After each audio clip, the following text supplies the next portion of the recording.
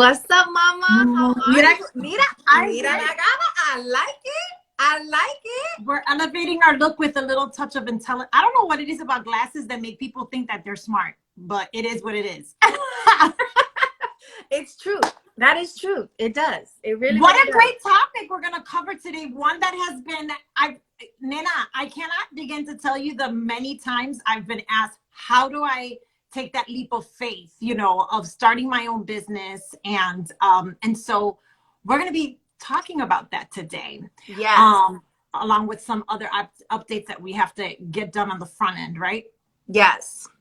Wonderful. So I know that you're probably going to be pinning something to the comments here for folks to know what to do as they're coming on in and listening. We got a great number of folks on in.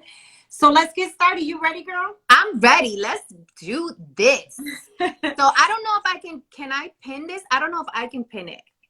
I'm trying to think pin since it. I initiated, what do you want? You want to put on here? I just put it in the comments. Can you see it? I don't know. Oh, mira. You know what? Hold on. Let me go ahead and do that. Take care of some big business, y'all. So just be patient with us as we get this done. The technicalities. We got to set it up for you guys. So Y you tú have sabes it all que together. el wifi está un poquito malo en mi casa. So all right, so let's just roll with it and we'll figure it out as we go. It won't let me pin, but that's very interesting because usually you can pin somebody else's comment, but it might need to come from you. Pero anywho, as we're trying to figure that out, welcome to another La Jefa Hour. This has been so much fun doing this with you guys every single week. We hope you have gotten some value and applying, what you are learning. Rebecca and I try to keep this very concise in terms of having tangible takeaways for you guys so you can apply these takeaways to your life, to the office, whatever, and however it lands with you. We are happy to provide value to our community. So happy Hispanic Heritage Month, y'all. Yes. We are excited to be here. And Rebecca, you just came back from Puerto Rico. Yeah. Talk to us about this. So I went with a group of foodie Boricua influencers from Florida, and we were volunteering with an incredible nonprofit called Mark Ministries. They're out of Vega Baja, Bad Bunny's hometown, okay? And so we served up on the day that I was helping up, because they're still there. They're still there, but I could only donate my time so much.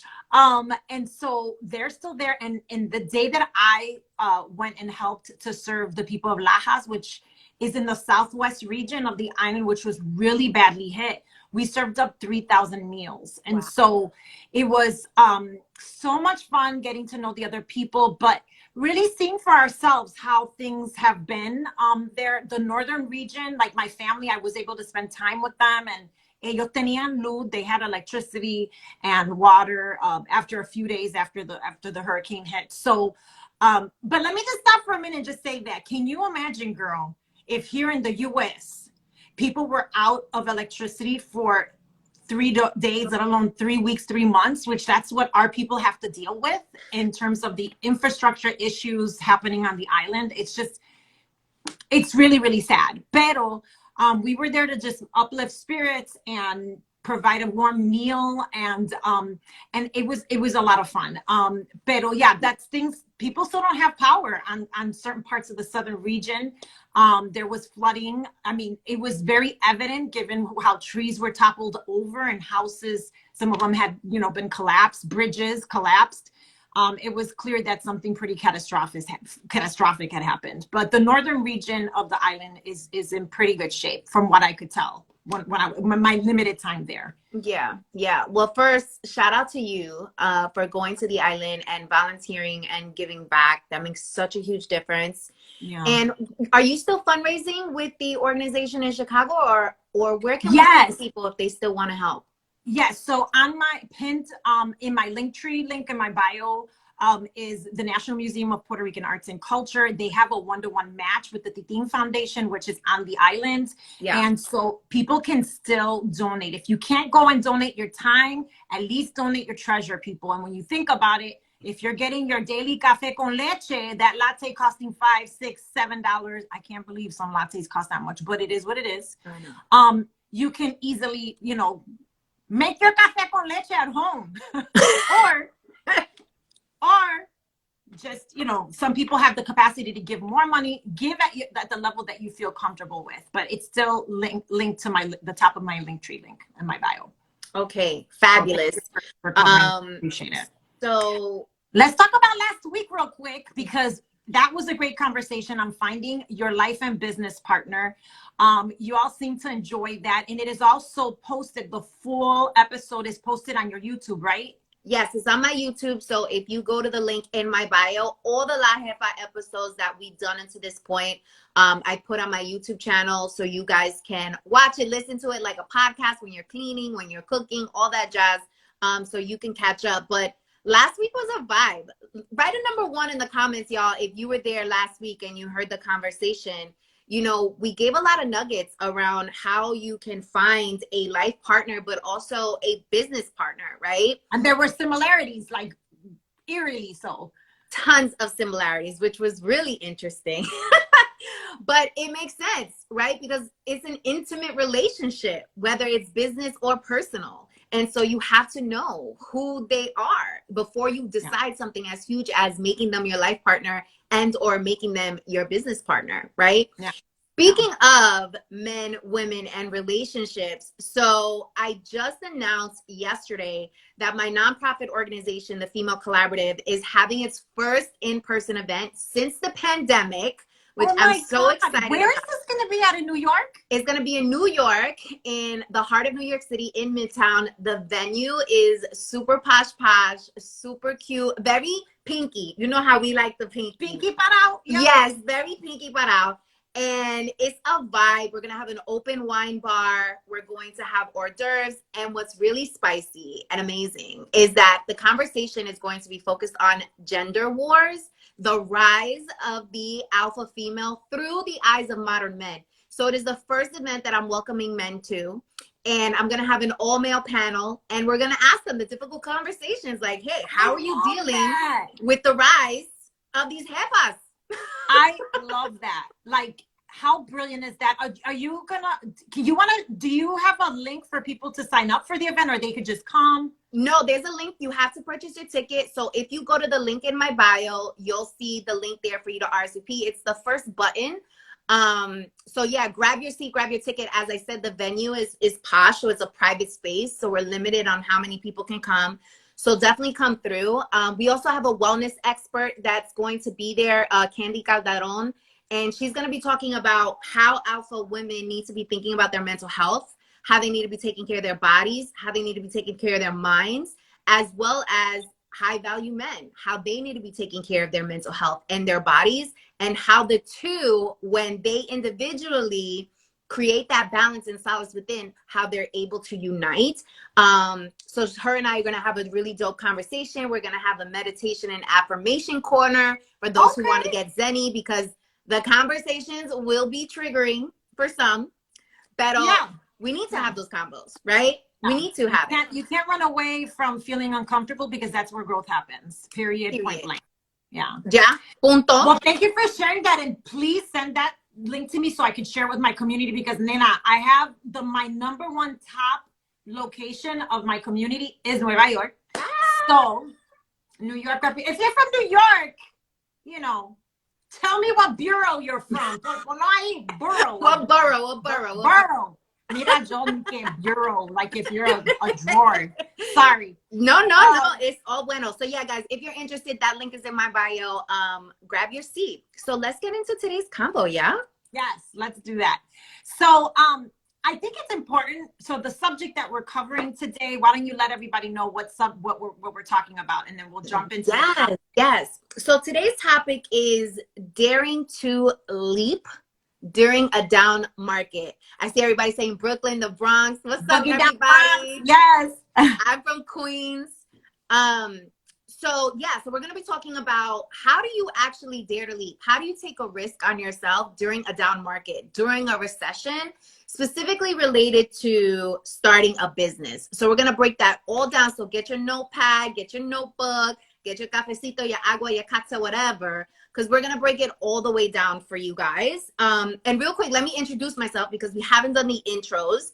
So what's up, everybody? I am Victoria Jen Rodriguez, and I am a top mindset and business coach. So I work with women to help them make the transition from corporate or their 9 to 5 into entrepreneurship without losing their financial security. So this is all about planning for your exit, essentially, and understanding how to run and sustain a scalable business so we can collect and secure the big bag.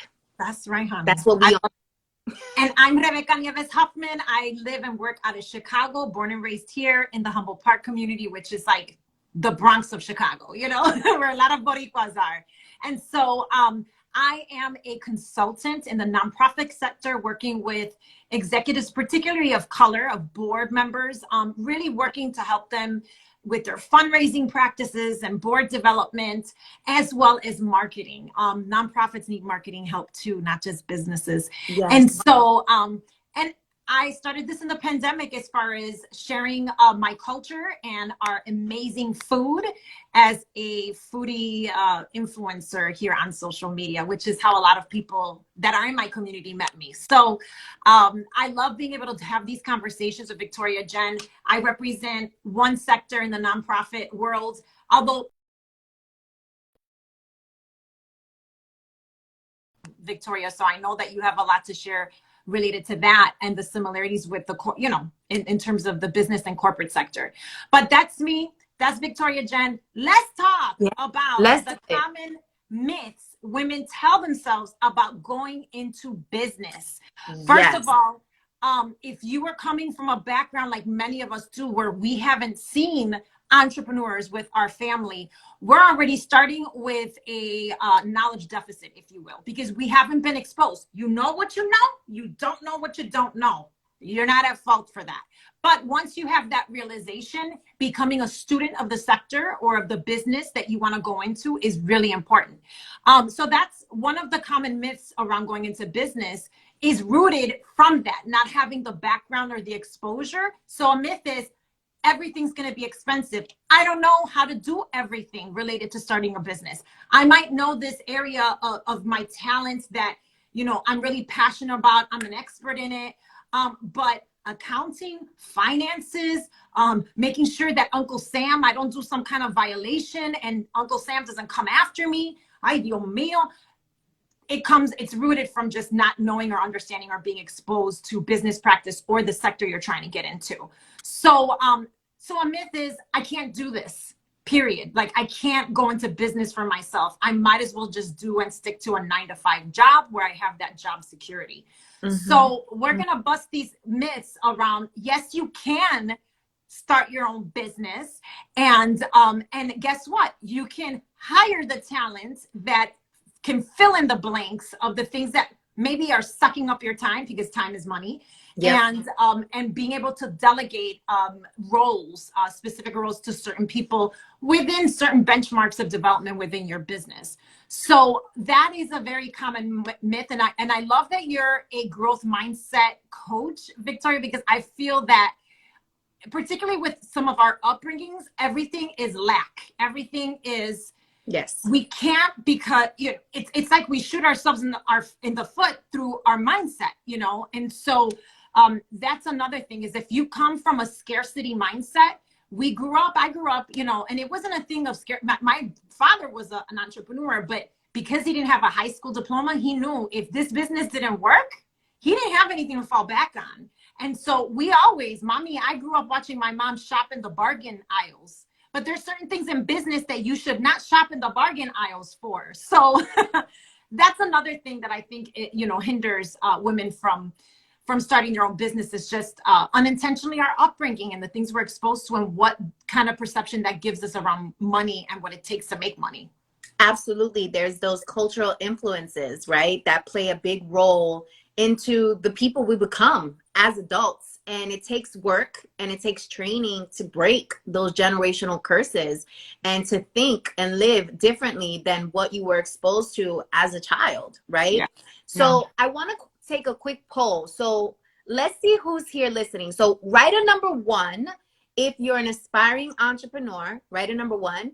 Write in number 2 if you're a side hustle master, right? So you have a job and you have side hustles going on. And write in number 3 if you're a full-time entrepreneur. So we can see who's in this building. Ooh, so like number 1, are you an aspiring entrepreneur? Number 2, you're a side hustle master. So you have a job and you have a side hustle. And number 3, you are a full-time entrepreneur. So write that down in the comments so we can see who's in the building as we break down these myths. People already know that you and I are number 3. We're like all in. On yes, we are all in. I see some 1s, some 2s. Okay, Diana, you're a 1. Mena 2. Okay, excellent. So you guys are in the right place. Yeah, it's perfect. So let's go into more myths. So Rebecca mentioned about, the myth of thinking the only way for you to make money actually is in a 9-to-5. You can't make money any other way. Another myth is no one in your family has started a family. So who the hell do you think you are to start a business? I'm too small of a company to be competitive. Only large organizations are successful. So that's for my full-time entrepreneurs on there. I don't have enough experience to charge people my true value for my service or product. I don't have what organizations are willing to pay for or what people are willing to pay for. This is a big one. My online presence is not great or non-existent, so they won't take me seriously, right? A lot of y'all drive yourselves crazy because you don't have a social media presence and it stops you from tapping in. Next is I'm not formal enough to do business at a big level. And then finally, the biggest myth of them all, I don't have time to start a business because I'm too busy building someone else's. Right? You don't got time. Right there. I wish we could unpack that, but we don't have a lot of time. But go ahead. Right. So you just don't have the time because you're just working for somebody else all the time. So those are the major myths. And I would also add in, correlated to time, a lot of women psych themselves out to starting businesses because they blame it on the kids. I got children. Oh, no. I can't. I need to be totally, tapped in. I don't have the time. I have to be a mom and that's it. And so they psych themselves out. Do you feel the same?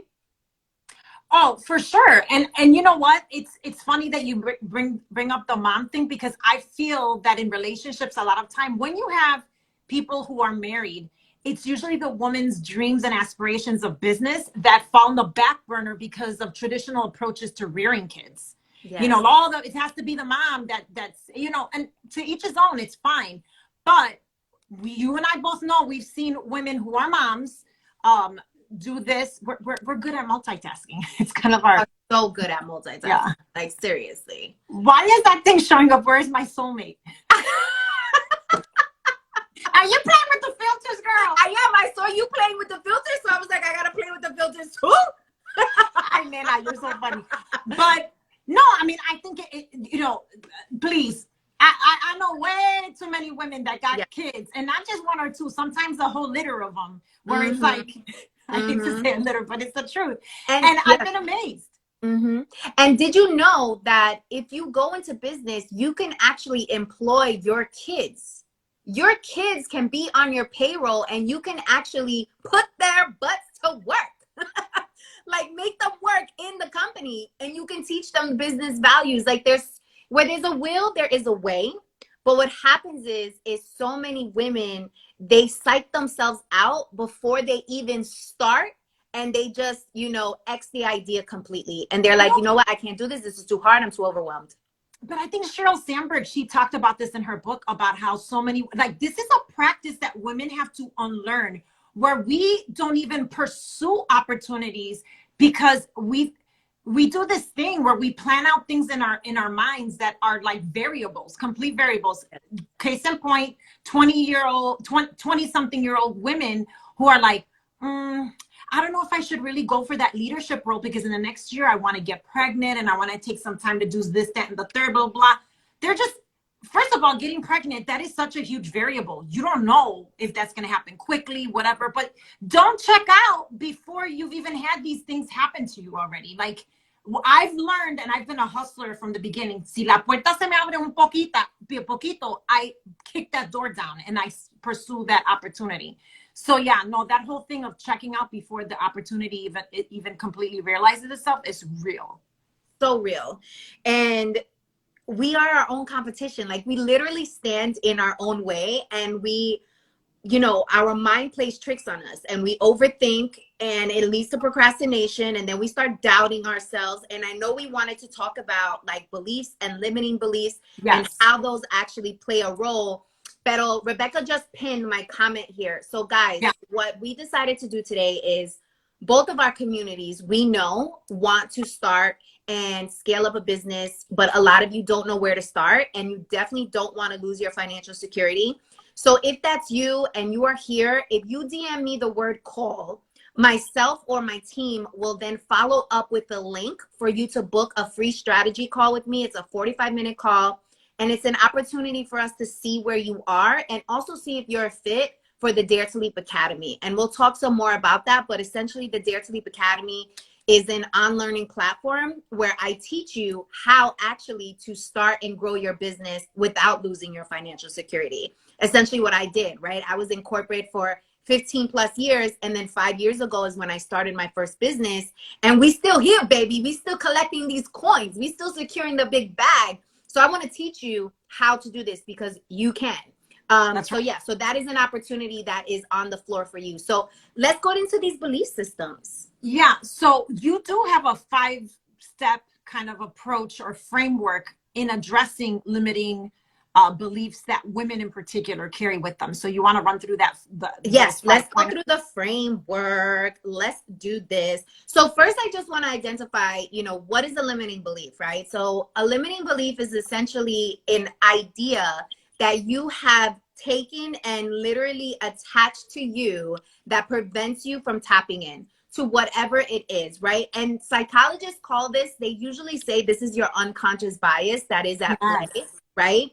And you allow your unconscious bias to become your reality without having any real supported evidence to support the bias that you have, right? So let's go into a framework that I put together. I call the framework SHIFT. So SHIFT. So write that word down. SHIFT. SHIFT. I just put it on the paper here. SHIFT. SHIFT. Okay? SHIFT. And let's break down this framework for y'all, okay? So the first step of the framework, the S stands for self-awareness, right? And we've been talking about this for the last 2 weeks during La Jefa Hour about how important it is for you to be self-aware. But this self-awareness piece is where you are actually writing down what your limited beliefs are, right? Writing those down, whatever there be. It could be, oh, I can't make money in business. I don't have enough expertise. I don't have enough money. When I first started my career, I started my career on Wall Street, and it was my first time being exposed to real wealth, right? Because in my community, I was just surrounded in my circle. We're low middle class, and I thought we were rich. I thought we were good because daddy spoiled me. So I didn't have no worries. I didn't want for anything. I got anything I wanted.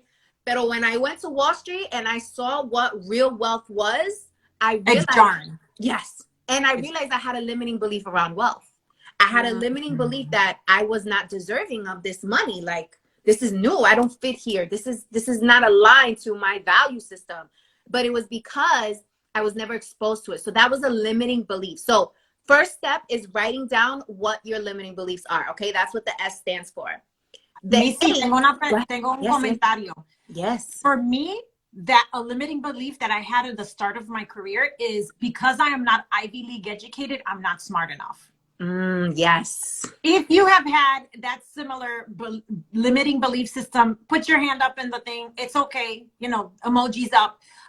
Because like you said, you're exposed to real wealth. In my case, because I was working in the K-12 education sector, in the nonprofit sector, exposed to really smart people in the policy world, in the nonprofit sector. And where did they go? Harvard, you know, NYU, all these, you know, name it. And here I am telling people I graduated from Columbia.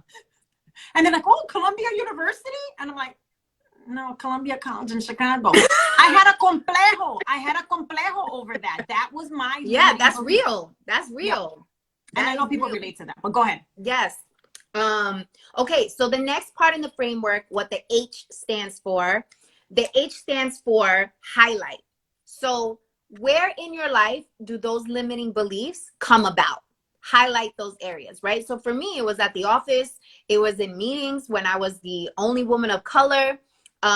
You know, it was when I was watching CNBC and they were talking about the market and I was like, oh, like I don't have an investment portfolio. Like what's happening here, right? So highlight when in your life these limiting beliefs are at play, okay? Now, the next part of the framework, what the I stands for, the I stands for identity. And this is where the shift comes in, okay? This is where we start making the transition. So I want you to write down what your life would look like if that limiting belief did not exist, right? So continuing with my example on wealth, my life would look like I have a beautiful home. I have a healthy investment portfolio. I'm comfortable talking about money. I feel safe. I feel unlimited. You know, I'm able to have conversations with confianza about money, right? And wealth to me is aligned to my value system, right? Yep. So identify where for you. So Rebecca, with your example of, you know, you not allowing the fact that you don't have an Ivy League education holding you back, your life right now, I mean, you're living and breathing it right now. Yeah. Pero how is your life now that you've removed that limiting belief? My possibilities are endless. And here's another thing too, when you get to certain levels of your career, not the tippy top, maybe you're middle management as you're making your way up, you start to sit in circles where you're around people that you know are not as talented or as smart as you, but because they got that Ivy League education or whatever, or they're a legacy from their family or blah, blah, blah.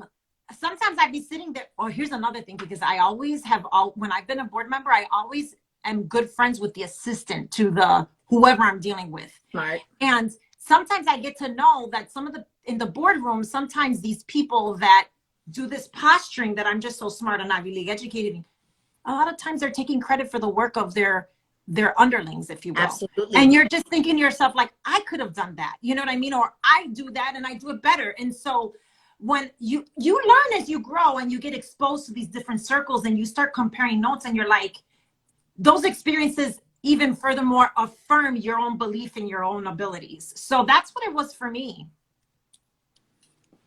Let's talk about the next part of the framework. And guys, let us know if this is helpful to you guys. Write it number 1 if you guys are vibing with, if you guys are picking up what we are putting down, because we want to make sure that we're providing value and you guys are finding this helpful.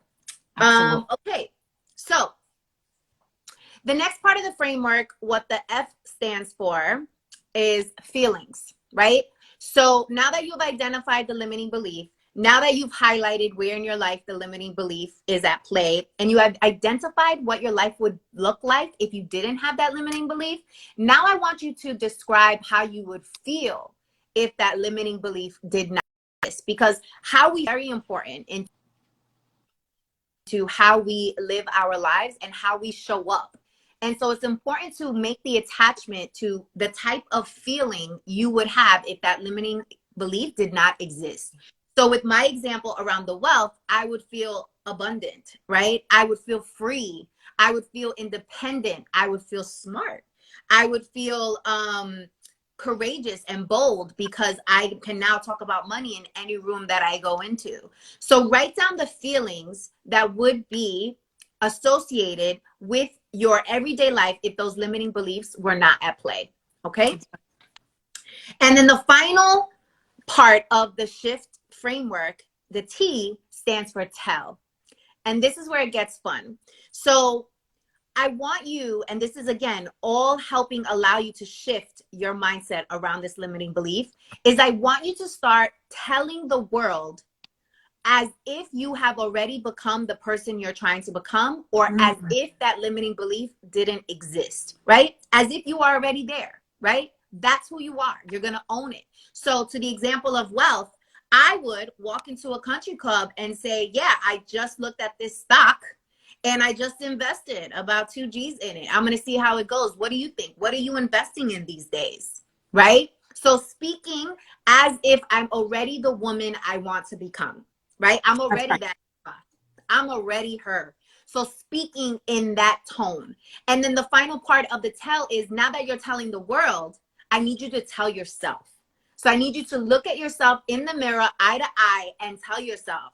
That's So, powerful. yeah, who you are and why you are without that limiting belief, right? So with my wealth example, I'm talking to myself, Victoria Jen, you did it, girl.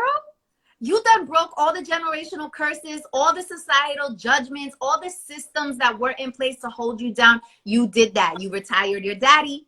You retired your sister, your nephews, right? You're able to live in a beautiful home that you know will last years and generations in your family, right? That's All such a good point, because you have to be your own hype person. Yes. You have to be your own hype person. And that exercise that Victoria Jen just articulated for us, that's the thing that's going to counteract those imposter syndrome thoughts that that constantly tries to creep in. I can't help but reach back into my Christian upbringing, that it's true what they say, that the power of life and death lies on your tongue. And so speak to yourself in a way that is going to nourish, uplift, and hype you up in a way that you feel invincible, even if you're faking it to yourself, because there's something liberating about speaking positive things into existence. So yeah, that is a very, very powerful point. And if you think about it, Rebecca, you're not faking it, because you will be her. Yeah. It's just a matter of time. That's right. It's just a matter of you owning it so you can get there faster. That's it. It's like a mind fuck that you have to do. Okay. Yeah. No, that's absolutely. what it is.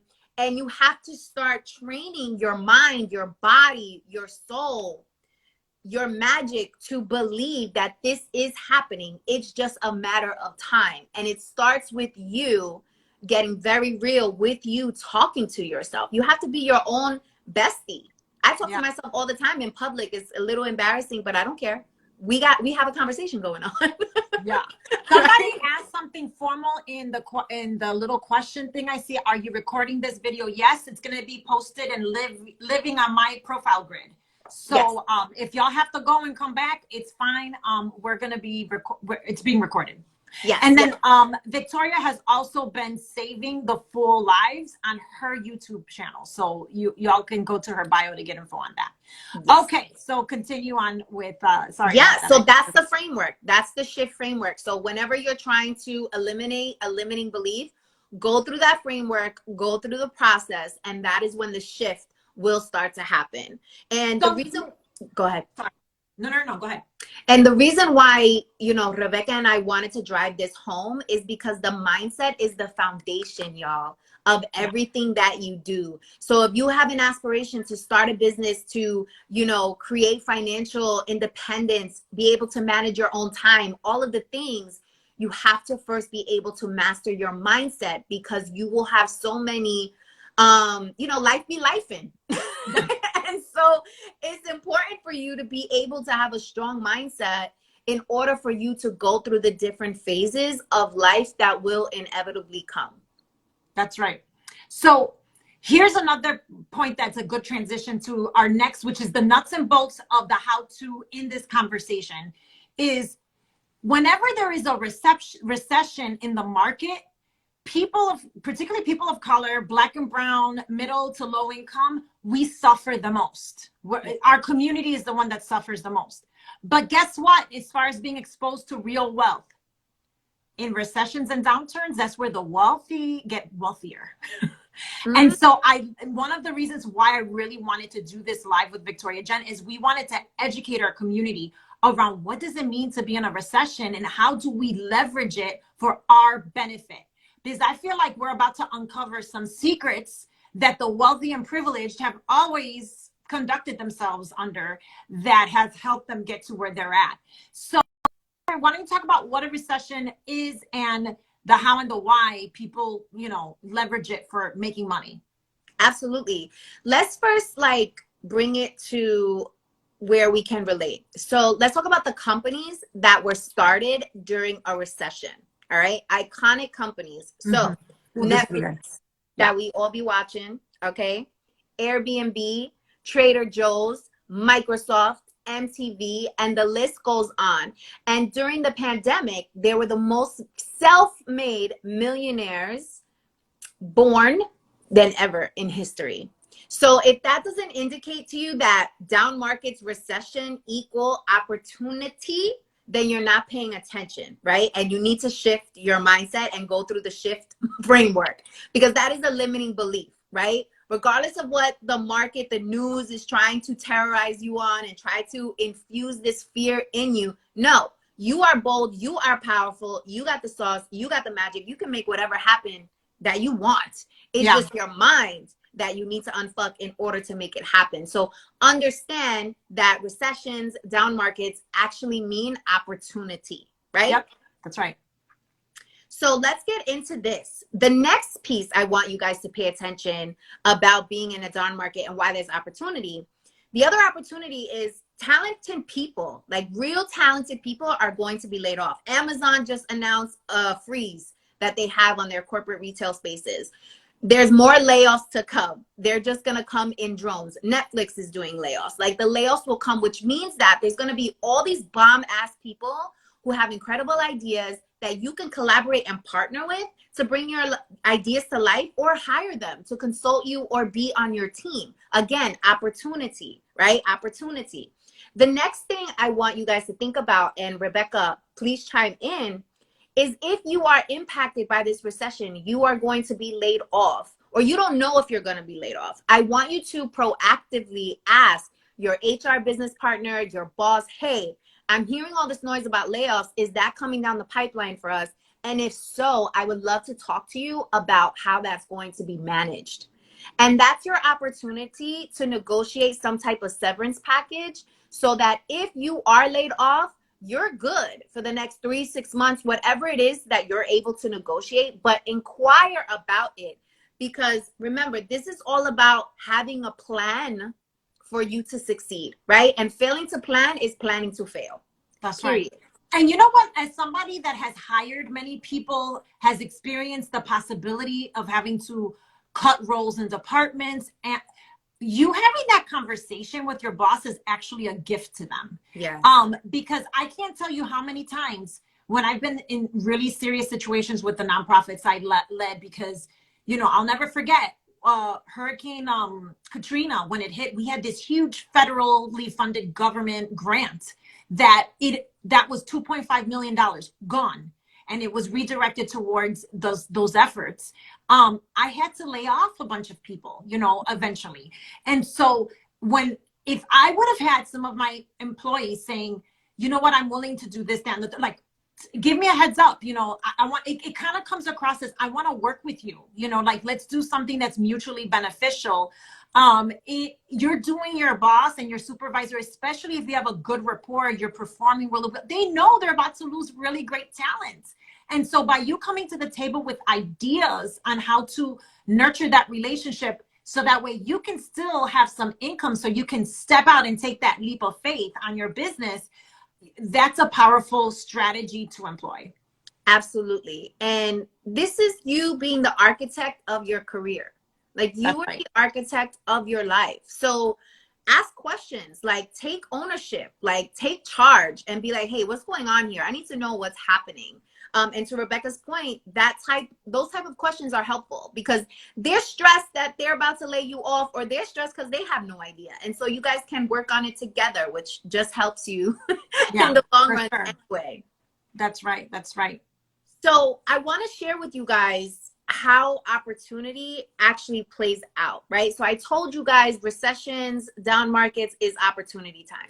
So my latest business venture, this is my third business that I'm starting, is the Dare to Leap Academy. And I started the academy last year because I saw that over the last 2 years with the pandemic, everybody was like soul searching and was like, okay, this is not satisfying to me anymore. I'm not fulfilled. I want to do something else. I want to do my own thing.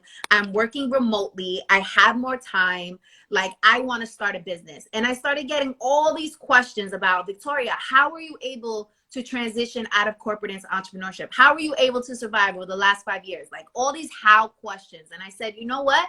this is an opportunity. I said, I'm going to create a hub where any woman who wants to start a business knows how to do it from A through Z. And not only am I going to teach you how to start, I'm going to teach you how to scale, which means I'm going to teach you how to grow it once you start it, right? And I'm also going to show you all of my growing pains. Like, I made a lot of mistakes because I didn't have no one in my family to go to say, hey, am I doing this right? Nobody started a business. Entrepreneurship in my family didn't exist. And I had no mentors in the space. So I had to learn through trial and error. And I made a lot of mistakes. I lost a lot of money. I cried a lot. I sweated a lot. And you had a lot of cantazos. I had a lot of cantazos. But to your point, Rebecca, I didn't know what I didn't know. And I was figuring it out as I went along. And so I was like, you know what? I want the whole point, in my opinion, of our existence in our community is to go through an experience and then help the people who are either going through that experience or about to go through that experience have an easier process, right? Are able to accelerate their learning, right? And that's the whole point of the Dare to Leap Academy. It's like, hey, listen, learn from me. I've been there. I've done it. I've made the mistakes that you don't have to make. And now you don't have to know what you don't know. I'm telling you what you need to know in order for you to make this happen, literally using my own experience. Like, I'm teaching what I've actually done, you know, which is a big difference. Absolutely. So really quick, Rebecca. So my whole point with that, my whole point with that was I saw an opportunity and I jumped on it, right? And now here we are, months later, almost my 1-year anniversary of the program, and we have so many women inside the academy, and we're transforming lives. So I mean, wait, time out. Can I just tirarte una florecita really quick? I was going through your website, and now I've been going through your website. I've been getting ideas from my own, and I'm like going through the website and listening to the testimonials of these women that have done Dare to Leap. It is so inspiring, and like I said, what Victoria Jen offers you guys is the shortcut. If you are like, so you don't have to go through the cantazos. Yes. And so it's such a unique experience. It's like mentorship on steroids. And so just, no, it is. And so I just want to thank you for creating a structure for Latinas, women of color, for us to just really learn so we can avoid. I mean, that's the whole purpose of mentorship. I mentor the women I mentor so they don't have to go through the mistakes. It can accelerate. Like, if it took me 5 years to do it, it could take them 2, you know, like, it's just a one-way track. So yes. Well, thank you. I appreciate that. And, you know, we pinned this comment here, guys, like, Rebecca and I, we about the elevation of the community. Like, we're about being better with every generation. So I want to help you guys. If you want to start a business and you're just not sure where to start, and DM me the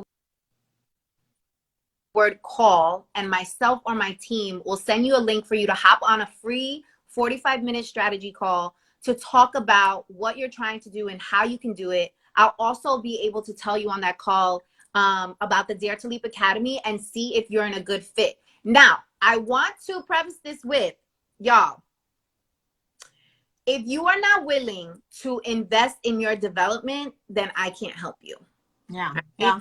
You have to be willing to invest in the elevation and evolution of you. Nobody can do that for you. You have to be willing to invest in yourself. You know, last year I spent over $30,000 on coaching, and it was super scary because it was the most amount of money that I ever spent on coaching.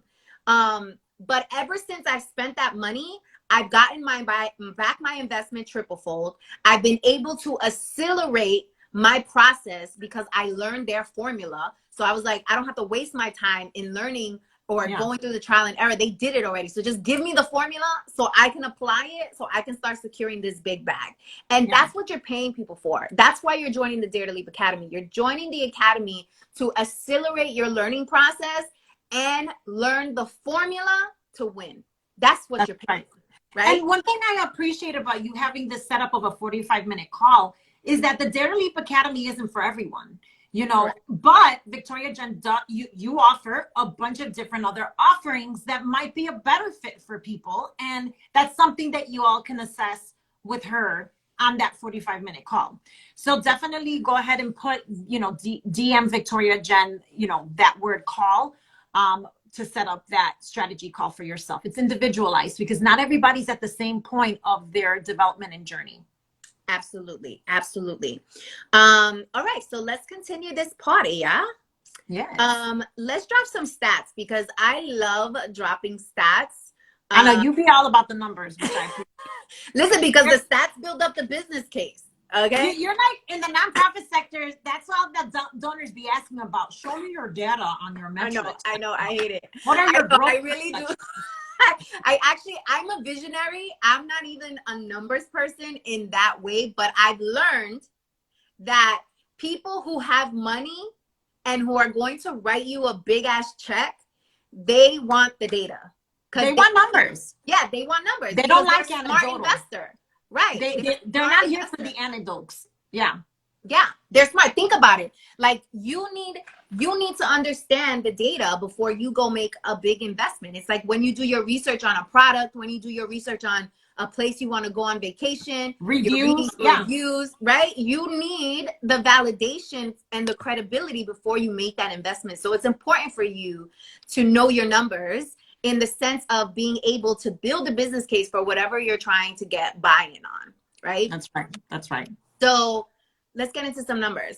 So these are the numbers as to why now is the perfect time for you to start a business, right? During a recession. So 40% of the workforce is expected to quit this year, right? And we only got a few months left in the year. So imagine so many people are leaving the workforce. 31% of current and aspiring entrepreneurs are female. And in the last year alone, 3,000% increase of women who have started businesses. So this is a thing, and it's not going anywhere. Women are literally tapping into their power, and they're taking ownership of their lives and of their finances and of living life on their terms, which is what this series is all about, right? It's for Latinas who are obsessed with living life on your terms. And the best way and the only way for you to truly live life on your terms is for you to own every aspect of your life, including how you make money. Would you agree, Rebecca? Absolutely. Absolutely. 29% of women are motivated to start a business so they can be their own boss, followed by 17% being dissatisfied with their job. That makes sense. So if you're thinking about entrepreneurship, 60% of consumers say that they expect to buy from local and small businesses post-pandemic. So what that means is consumers are getting smarter about how they spend their money, and they're getting particular about who they spend their money with. And so if you're a woman of color, right now, people are literally seeking out, you know what? I need a new shirt. Let me go find a Latina-owned business that I can give my money to. They literally are doing that research, and they've never done that before, ever. So this is a huge opportunity for women and women of color in particular to secure the big bag. Right. Because now people want to give you their money. Right. That's right. Companies are literally putting as success metrics how many MBEs they're out certain areas of the business too. Yeah. So some banks even, they have to, through federal requirements, loan to small business, to minority owned businesses. And so it's really important for you to figure out also what opportunities like that exist in your particular municipality and city, which I know that's something that you always keep your eye on, Victoria, is like, what is the city of New York doing in terms of, business development for MBEs? Yeah. And actually I teach that inside the academy, is how to get certified as a minority owned business, which is what Rebecca is talking about. And also as a woman owned business, because once you get those certifications, you now have access to certain contracts where you can secure the big bag. And we specifically focus on this in the academy. We focus on driving a B2B model, which means as a business owner, you're doing business with other businesses, because they have the budgets to write you bigger checks versus you trying to sell directly to a consumer. And so I teach you the game on getting those certifications, because every state, city, and even at the federal level, they all have to spend a certain amount of money with women and minority-owned businesses every quarter. So why shouldn't that money go to you? And why shouldn't you be collecting these 5- and 6-figure checks, honey? Just 2 weeks ago, and this is real, an organization paid me $30,000 to talk for an hour. Y'all, you can do this. Okay? It's possible. It's happening out here. Okay? And my first big contract, my big consulting contract that I secured, I made $175,000, and I only worked on a project for 5 months. So that's amazing. Yeah. So and when I learned that game, when I was like, what? Like, I can make that amount of money in what? How? I did my homework. I did my research. And that became a part of my business model. So again, it's just about you thinking smarter so that you can work smarter instead of harder. And I don't know about you, Rebecca, but my life motto is to work the least and make the most. Nena, yeah. Work smarter, not harder. That's my motto. That's the life motto. Yeah, and honestly, sometimes, girl, so real talk. Sometimes I get paid so much for a particular engagement, and I think to myself, ay, yo casi no estoy haciendo mucho. Well, you know what? I have to check myself even in that thought process, because you know what? What I've learned has been through years of cantazos and, doing things to practice. So I have no qualms now to just charge people a certain rate for my services, because I'm like, you know what? I built this over time. This is expertise and wisdom that's speaking through in this contract engagement. So yeah. Absolutely. And when it comes to contracts, like, unless you're a lawyer and the traditional model is getting paid by the hour, you're not getting paid by the hour. You're getting paid for your expertise. Yes. Right? And the results that you're able to garner. And that is what they're paying a premium for. Right? Yeah, that's why I'm not, the whole hourly pay thing, it's really unsettling for me for another reason, that it's like, it helps perpetuate. I'm paying you for your time in that way. No, you're paying me for my expertise. You're paying me for my relationships too, which I've built over time. Because in my consulting engagements, sometimes I'm connecting my clients to other people, other donors, foundations. That shit took me time to like build, and I'm not just going to give it away. So that's another way, another perspective on how to look at it. So you can charge the big dollars and not leave money on the table. Right. And also say your number, period, and shut up. Yeah. Yeah. Don't be like, well, this is what I charge because Right. No, you're diminishing your value add. You're diminishing your messaging. You're diminishing your pitch. The impact of your pitch. Absolutely. And that takes training and it takes practice, right? Which is why it's so important for you to invest in yourself and work with experts who can show you the game, who can show you the strategy. Listen, that's what the Blanquitos are out here doing, right? They're showing each other the game. That's how they're doing it. They're educating each other. And that's how they're able to continue to amass this wealth, because once the tío learns it, he's teaching it to La Sabrina, and then it's going to the Hermana and all the things. Like, that's right. How it starts. Yeah, right? That's right. And the Blanquitos, they be teaching each other and leveraging their relationships on the golf course. This is why I love when you be posting about that. You're going golfing at the country club and whatever. I'm a member of a country club. I don't even know how to golf. I don't know. I'm going to learn. My husband has me like, yeah, but he's got a coach lined up for me, but I'm like, but I'm going to learn how to do it. I'm going to learn how to do it. And I have observed with myself, how these deals and this knowledge sharing and networking that advances careers and businesses happens on the golf course. It's not happening in the basketball court, y'all. It's not happening in the baseball fields, what we've been used to, right? As far as like what we love to go see and experience, it's happening on the golf courses. So that's just like another little side pro tip, I mean, it's a matter of, what is your goal? Listen, people with deeper pockets, they hang out in certain places. And you got to go where they hang out. And they That's on the right. golf course. They ain't gonna come to us. Yeah. They're not going to come to you. You got to go to where they are and meet them on their turf, right? That's And the fact of the matter is that a lot of men are still writing these big checks. And that's where they are. They're on the golf course. That's right. But more women are getting involved in golf and starting their own clubs and about to take over all these courses. It's just a matter of time, okay? Oh yeah, honey. Because this is what we do. So yeah, so think about where the people are that write the big checks. They're not on Instagram. They're on LinkedIn. So that's where you would need to go play, right? So we break all that, and that's a strategy, right? You guys need strategy instead of, you know, gone with the wind fabulous and trying to wing it. Like, you're not going to be able to get where you're trying to go fast and sustain it if you're just constantly winging it. You need strategy. You need a plan.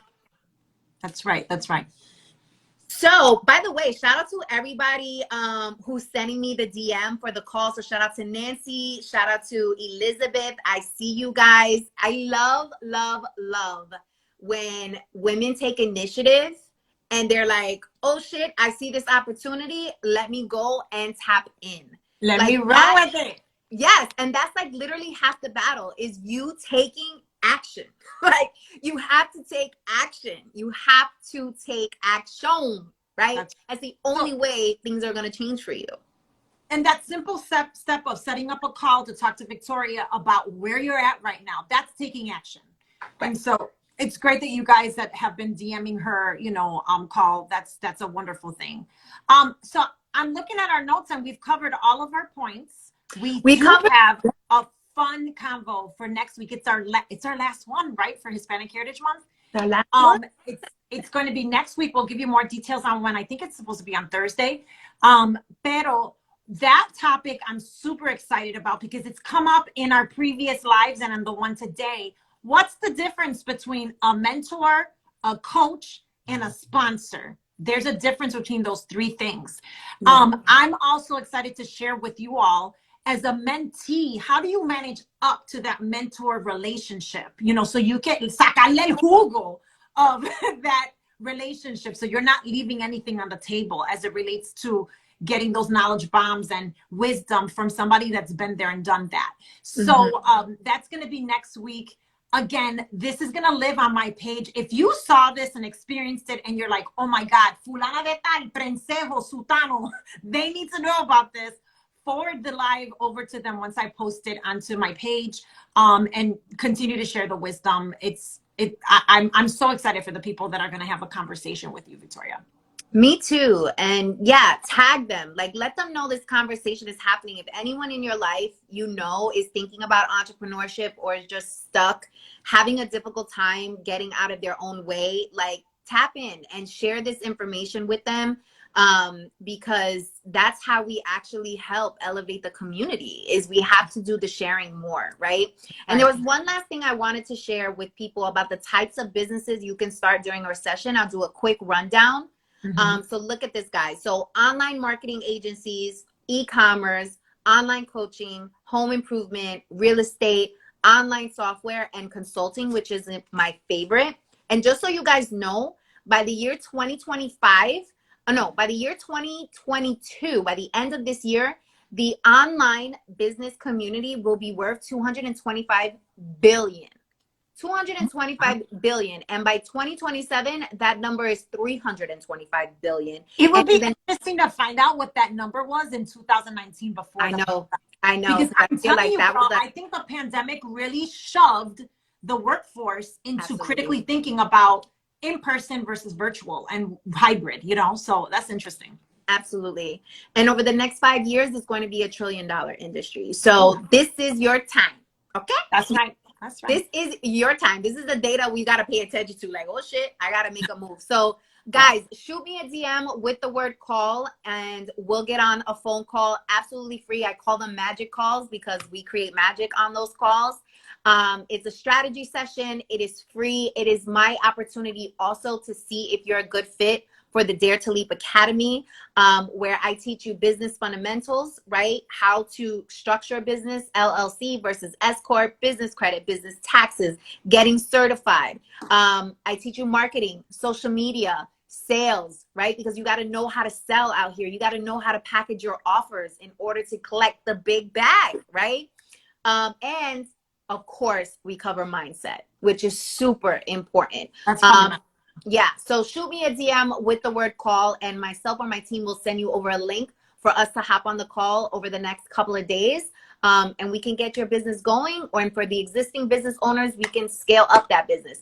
Not call here in the comments, guys. You got to shoot me a DM with the word call. So direct message me with the word call, and my team will send you the link. That's a good clarity. All right, mi gente bella, preciosa. Thank you for tuning in. Like I said, it's going to live on my page. Share it out. And we will see you next week when we talk about the difference between mentors, coaches, and sponsors. Absolutely. Bye, la jepas. Bye. Bye. Bye.